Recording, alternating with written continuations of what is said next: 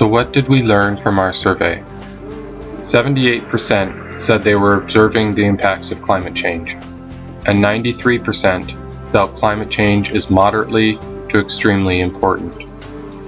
As for how to address it, 70% said they took personal action, 60% were willing to pay higher taxes, and 74% believe government should spend more.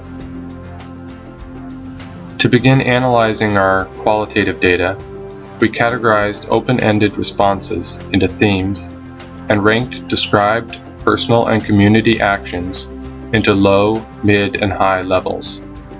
These scores were then put into a taxonomy table to help identify patterns with our key variables. Our findings from this data related to the level of actions taken by ethnicity and education.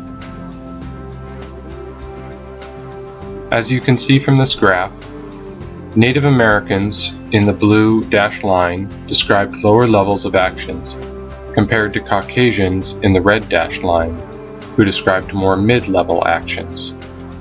Level of education also had a significant impact. Those with high school or less in the green line primarily described low levels of action.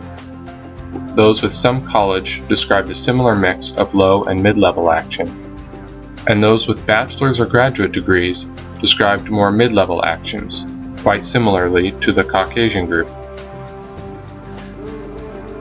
This is a model of the relationships we found that includes both qualitative, using green arrows, and quantitative with blue arrows.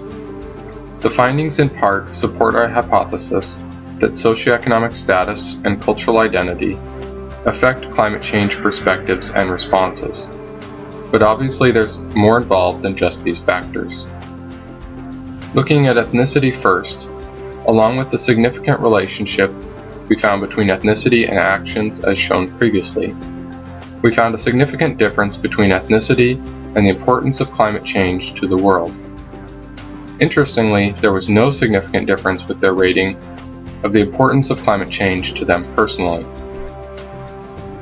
Moving to the effect of education, it also had a significant relationship with actions as described previously.